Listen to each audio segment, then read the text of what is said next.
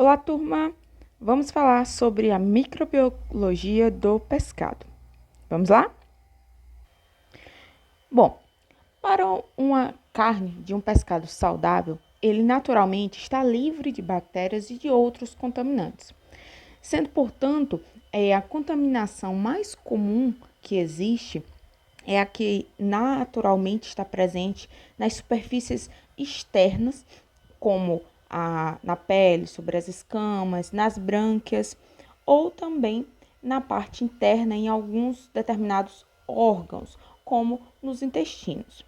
Isso é reflexo do ambiente em que esse pescado está sendo cultivado ou está vivendo, está se desenvolvendo. Então, o ambiente aquático ele determina quais micro-organismos vão estar presentes, né, naturalmente nesse pescado, quais micro-organismos, além de quais a quantidade de micro-organismos presente. Ou seja, a microflora vai ter a sua quantidade e os tipos de micro-organismos de acordo com o ambiente, né, de criação e desenvolvimento ou cultivo desses pescados, a espécie, a estação do ano e também o ciclo de reprodução. Qual a fase de reprodução que está esse animal? Sendo que essa contaminação ela pode ser de forma permanente ou de forma passageira. E não há grandes variações entre o nível de alteração que pode ocorrer se é um pescado de água doce ou de água salgada. Claro que você vai ter microbiotas diferentes em um ambiente de água doce e um ambiente de água salgada, pois, como nós vimos, a salinidade, a concentração de sais geram uma pressão osmótica diferente e nem todos os micro-organismos conseguem viver em um ambiente como o de uma água salgada. Então, são micro-organismos que vivem nesse ambiente físico aquático diferente. Porém, não significa que as bactérias que podem contaminar o pescado de água salgada, elas sejam mais agressivas do que o de uma água doce, certo? Então, esses são micro-organismos diferentes, que agem de formas diferentes,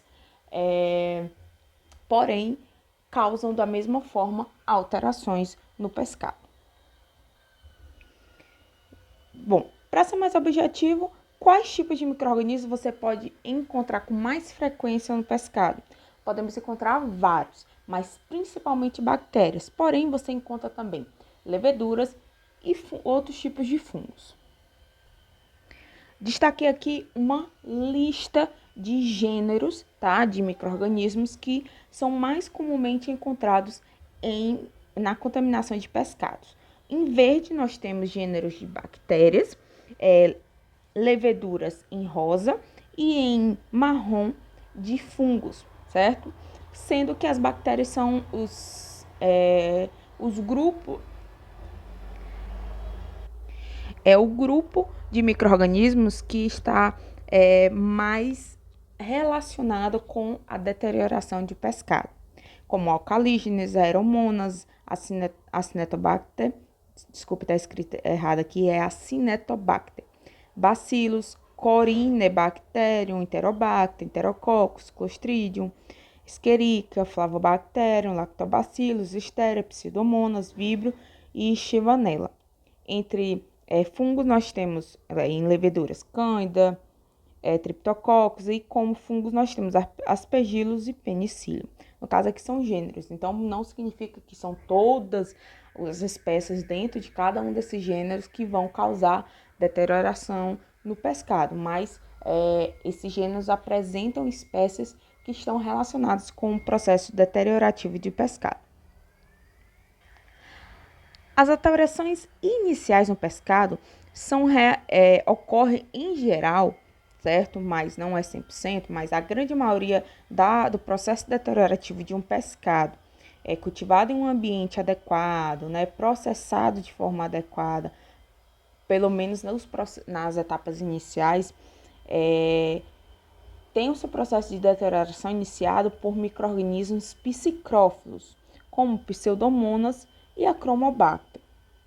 Depois desse início de deterioração, outros micro-organismos passam a agir, como Flavobacterium, representantes do gênero Flavobacterium, Streptococcus, Lactobacillus, Micrococcus, Leuconostoc, Proteus e também algumas leveduras. É comum algumas pessoas identificarem um odor de mofo ou de lama, né? Quando você não sabe dizer exatamente o que é, mas são odores que lembram o odor de uma lama. Isso é reflexo principalmente da contaminação e deterioração por bactérias do gênero Streptomyces. O desenvolvimento de bactérias e o aumento da quantidade de número de bactérias inicia-se logo após a captura do pescado e pode ocorrer até o final das etapas de processamento, lá no armazenamento e até na distribuição, se essas etapas forem realizadas de forma inadequada. Na hora da higienização, ela não for efetiva, na hora da descamação, na hora da evisceração, na hora dos cortes, na hora da embalagem, armazenamento e distribuição. Se ocorrer alguma ação, alguma boa prática que deveria ser aplicada nesse processo de produção, não for realizada de acordo com as normas adequadas, pode sim você ter obtido uma matéria-prima de qualidade, livre de contaminantes deteriorantes, microbiológicos, porém chegar a um produto final altamente deteriorado e levar um produto de péssima qualidade ao consumidor ou, quem sabe, até carreador de algum patógeno. Pode ocorrer, como nós já falamos, os músculos eles são naturalmente livres de micro-organismos, os músculos do pescado, porém pode ocorrer sim um processo de entrada, de penetração de micro-organismos nos músculos a partir, por exemplo, de vísceras ou de guelras, que vão atacar esse músculo em intensidades diferentes, dependendo fundamentalmente das condições de temperatura, de umidade no armazenamento.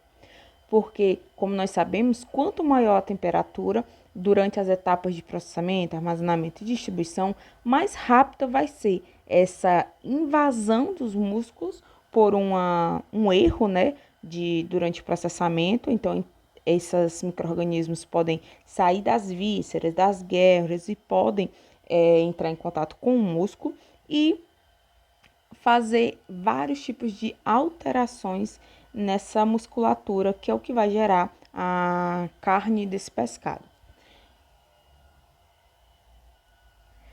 Existem condições usuais que podem levar a alterações organolépticas e químicas com consequente rejeição do produto, tá? E são fundamentalmente restritas ao ataque de substâncias que apresentam nitrogênios, ou seja, substâncias nitrogenadas, porém não proteicas, porque não é só proteína que tem grande quantidade de nitrogênio. Existem outras substâncias nitrogenadas importantes na química do pescado, que são bem pronunciadas, principalmente em relação às características de odor e de sabor de um pescado deteriorado. E lembrar que as reações enzimáticas que ocorrem após a morte do pescado, que elas vão ocorrer nos tecidos e vão permitir a produção de substâncias como os aminoácidos, inosina, ribose, creatina, ureia, óxido de trimetilamina, e essas substâncias que são do grupo das substâncias nitrogenadas de origem não proteica, elas são preferencialmente utilizadas pelas bactérias, e essas bactérias utilizam essas substâncias que vão transformá-las nos seus produtos metabólicos, nós chamamos de metabólicos secundários de origem bacteriana, e que vão trazer consequências para a aceitação do produto pelo consumidor, pois elas vão apresentar mudanças de coloração. Esse acúmulo desses metabólitos causam alteração de coloração, alteração de textura, alteração de odor, de sabor, e podem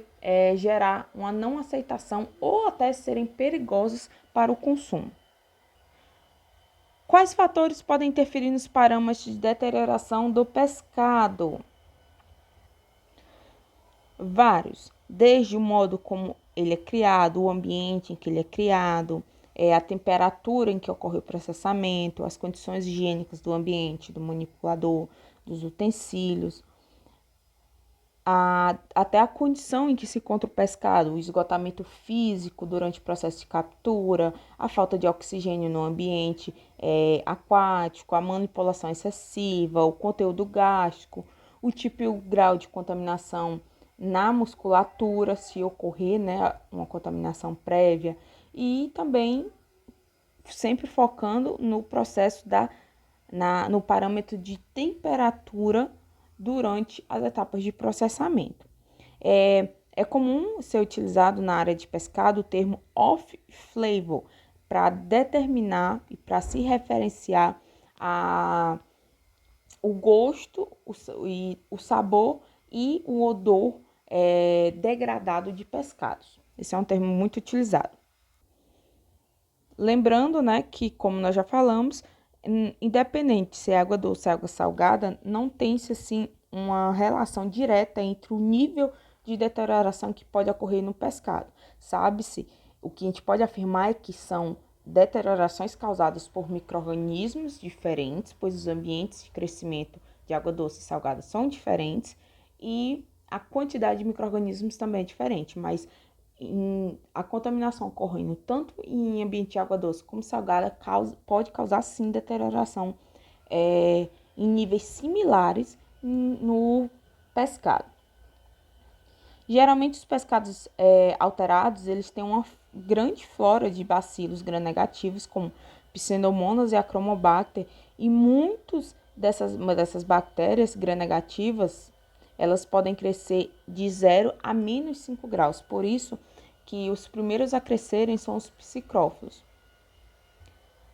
Outro ponto importante para lembrar é que os peixes que contêm um percentual maior de lipídios, eles absorvem e demoram mais para passar pelo processo de depuração, onde é uma etapa que é primordial para manter a qualidade do pescado.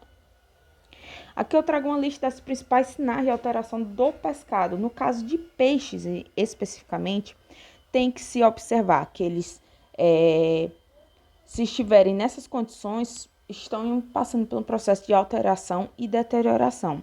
Se estiver um pescado onde a espinha dorsal é facilmente separada do músculo, as guerras estão agora na coloração amarelada e não vermelha ou rosa, a musculatura esteja flácida, você aperta a musculatura e ele facilmente fica a marca do seu dedo. Então, isso significa que ele está passando pelo processo de deterioração. Então, quando você apertar, tem que ter uma resistência para que fique a marca do seu dedo sobre a musculatura.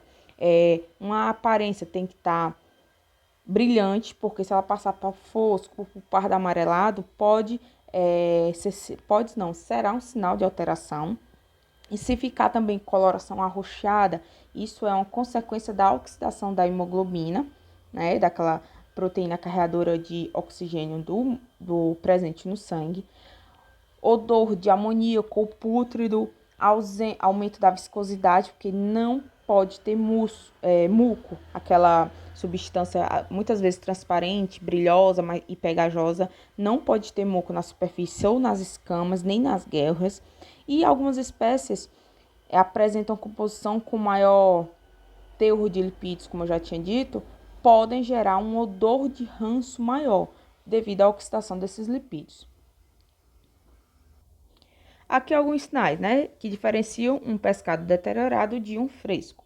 Ocorre liberação de muco, vai ser observada uma rigidez cadavérica, né, no processo de transformação de músculo em carne. Pode haver uma digestão química, ou seja, as próprias enzimas do pescado, quando entram em contato com outros tecidos que onde naturalmente elas não estão, podem iniciar o processo de degradação e autólise, ela se romper, assim como também a deterioração a partir de bactérias que estejam, por exemplo, nas vísceras, que nas vísceras elas estão são necessárias e estão no seu ambiente natural. Porém, quando elas entrarem em contato com o músculo, com a pele, com outros tecidos do próprio pescado, podem iniciar o processo degradativo. Trouxe aqui uma imagem com um esquema mais ou menos do que acontece bioquimicamente com o pescado, desde que ele tenha um animal vivo até ele passar pelo processo de pré-rigor, rigor mortis, pós-rigor e a chegar ao estado final de putrefação, onde ele está impróprio para o consumo. Nas etapas, por exemplo, pós-rigor, a partir do processo, após o processo em que o músculo começou a ficar rígido e ele começa a iniciar e recuperar sua flacidez e elasticidade, e você tem aqui já o que nós chamamos de carne, né? Então, nesse processo tem um amolecimento do tecido, mais uma diminuição do chamado frescor do pescado. E nessa etapa é a etapa inicial, onde começam a decomposição por vários tipos de reações enzimáticas extrínsecas de fora do pescado, ou seja, do ambiente, principalmente por contaminação microbiana, bacteriana específica. Já em camarões e lagostas, os principais pontos são odor, aparência e textura modificados em relação ao original, fácil destacamento da cabeça e a carapaça facilmente solta. Então, ela já está solta do resto da estrutura. Então, quais testes podem ser utilizados para identificar o grau de frescor do pescado?